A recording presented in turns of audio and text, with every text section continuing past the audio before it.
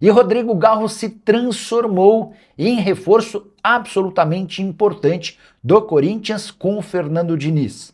E não sou eu quem estou dizendo, os números provam. Com o Dorival Júnior nessa temporada, o Rodrigo Garro tinha 18 partidas, 8 delas como reserva, 3 assistências e 1 gol marcado. Vou repetir, 18 jogos com 1 gol e 3 assistências. Sob o comando do Fernando Diniz, o Garro esteve em 9 dos 10 jogos, num jogo contra o Barra ele foi poupado. E nessas 9 partidas foram 7 assistências. 2 delas na vitória do Corinthians por 3-2 contra o São Paulo nesse domingo na Neoquímica Arena, resultado super importante, que tirou o Corinthians da zona do rebaixamento. O Timão era o 17º colocado, pulou para a 16ª posição com 18 pontos ganhos em 15 partidas. Vale a lembrança de que o Garro, com o Diniz, virou titular, peça importante e capitão. Com o Dorival Júnior, o Garro vinha numa sequência de reserva, com pouco espaço e pouco moral.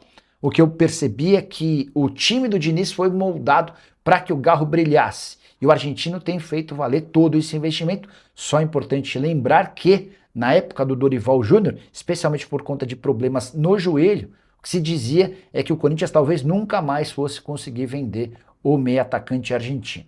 Se o Garro mantiver essa boa performance, a situação muda radicalmente. Só para completar, contar ainda que com o Diniz, o Corinthians chegou à sua 10ª partida no clássico contra o São Paulo. São 6 vitórias, 3 empates e 1 derrota, numa clara evolução do trabalho em relação a seu antecessor.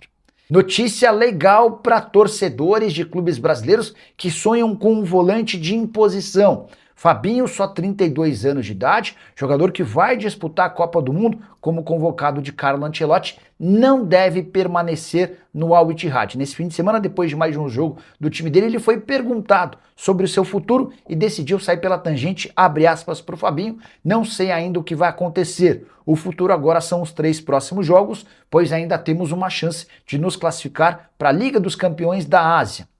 E aí perguntaram, mas Fabinho, o que você pensa? Como é que está o seu momento por aqui? Abre aspas para ele, estou muito feliz no Ittihad. São 3 temporadas muito boas. Importante contar que o Fabinho tem contrato com o Ittihad somente até junho, ou seja, já pode assinar um pré-contrato. Na janela de janeiro, ele foi alvo de uma proposta do Palmeiras. Fabinho não disse não ao Verdão, mas falou que esperaria por movimentos no futebol europeu. Ele acha que com 32 anos de idade ainda tem chance de voltar para a Europa. Caso contrário, vai pensar em alternativas no próprio futebol saudita, onde ganha 11 milhões de reais por mês.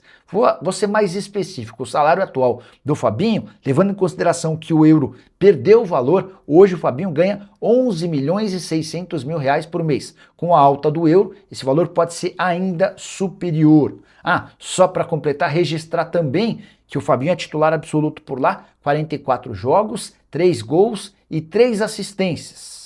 Jogador que pode também sofrer com as mudanças no Al Ittihad. O clube saudita está mudando de dono. O Fundo Soberano Saudita tem negociações para vender o Al Ittihad para um outro parceiro. Por falar em Mateuzinho, tem novidade ou alguém procurando o jogador do Corinthians, Bruno?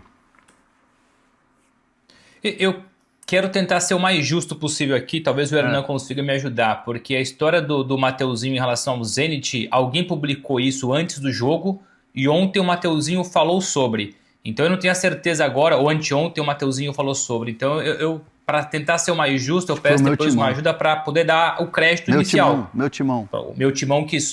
Pronto, então começo aqui dizendo que o meu timão então deu essa informação sobre o Zenit ter interesse na contratação do Mateuzinho.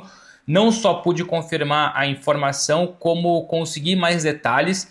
Não há ainda uma proposta em cima da mesa. O que existe aqui é um sentimento do Zenit em relação àquilo que topa pagar agora. Mas evidentemente que depois eu já fui tentar olhar o outro lado e se de fato essa proposta chegar, que eu recebi o valor, 7 milhões de euros, é aquilo que o Zenit se coloca à disposição para pagar pelo Mateuzinho, pelo menos a parte que o Corinthians tem do Mateuzinho. Não custa lembrar que o Mateuzinho é 60% do Corinthians, 40% do Flamengo. O Corinthians, quando contrata o Mateuzinho do Flamengo, não compra a totalidade dos direitos econômicos. O Flamengo ficou com uma parte, então obrigaria automaticamente o Zenit a negociar com o Corinthians e depois negociar com o Flamengo. E aí o preço aumenta, evidentemente. Só pela parte do Corinthians, o Zenit pensa em se colocar à disposição do pagamento de 7 milhões de euros. Mas eu já ouvi do outro lado que se essa proposta chegar, o Corinthians não abre conversas, ou pelo menos diz que é pouco. 7 milhões de euros hoje não são suficientes para comprar os 60% dos direitos econômicos que pertencem ao Corinthians. Então há esse interesse, ele é forte, é concreto. O Zenit trabalha para fechar a temporada, aliás, jogou no fim de semana e venceu. Hoje o Zenit é líder, eu não vou dizer provisório, né? Porque o jogo do seu grande rival depois, que é o Krasnodar, evidentemente brigando pelo título, pode mudar tudo novamente. Mas hoje é líder da competição com um jogo a mais. E não custa lembrar que o Zenit campeão russo existe um olhar para o mercado, o Zenit não campeão russo tem outro olhar para o mercado.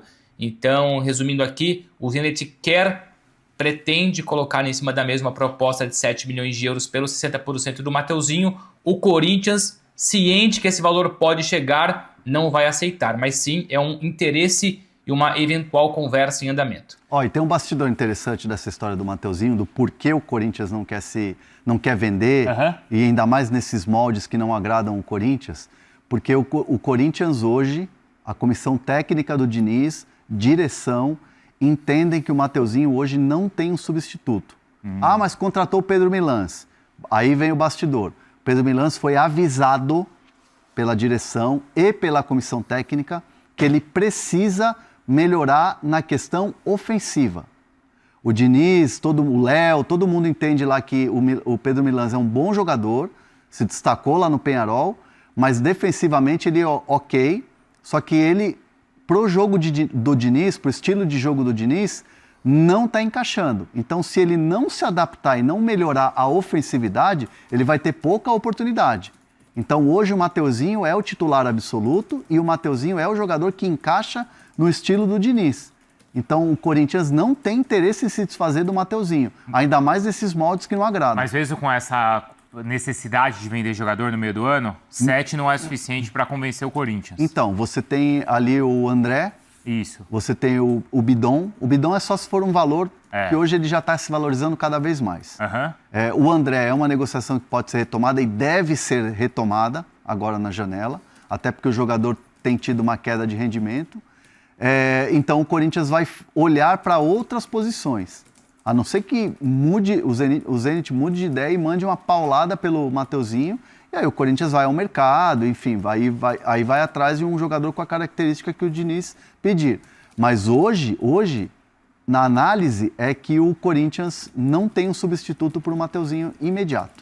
Tanto que é isso que a gente estava falando, e vamos conversar com o Ranieri, não é? Que tem... Exato, o Ranieri está jogando de lateral direito. Não é isso, Bruno? Que é quem tem jogado, né? Exato. Ele tem 25 anos, ainda Sim, é uma exatamente. idade, né? É uma idade onde ele tem que... Não sei, né, se ele tem essa intenção, mas é a idade para ele aproveitar talvez uma última grande transferência saindo daqui para fora, né? Última? Por 25? Não, daqui para 25 fora. anos... O europeu não vai contratar com 27, 28, 29? Não, pode contratar, mas não é um mercado... É mais difícil. É isso, um mercado alternativo, é isso aí. Sim, 25 anos talvez Já seja passa, o teto né? da idade que o Zenit pensa, né? E não custa lembrar, já falamos isso outras vezes, até para quem acompanha muito o mercado de transferências, o Zenit, por ser, enfim, o clube ser detentor e vice-versa de uma empresa que está proibida pela UEFA, pela União Europeia, no caso União Europeia, não UEFA, de fazer negócios por conta da guerra Ucrânia e Rússia, o Zenit olha sempre para o futebol sul-americano. O Zenit não pode, por proibições da UEFA, da FIFA, negociar na Europa. Então olha sempre para o mercado do Brasil, mercado sul-americano, Argentina, Colômbia, etc. Não à toa, são muitos sul-americanos no elenco do Zenit. 25 anos é o teto máximo, que a ideia do Zenit é contratar jovens, nos casos então até 25 anos, sul-americanos. O Mateuzinho entra nesse perfil. Só que não custa lembrar, já falei mais cedo, por esse valor, o Corinthians não abre a negociação. Fala pessoal, estamos aí com atualizações importantes do Corinthians. Se inscreva e ative o sininho para receber mais atualizações do Timão. Deixe seu like, que é muito importante para o crescimento do canal. Utilize o espaço aqui embaixo para registrar sua opinião. Ficamos por aqui com mais esse giro de notícias. Um abraço e até o próximo vídeo.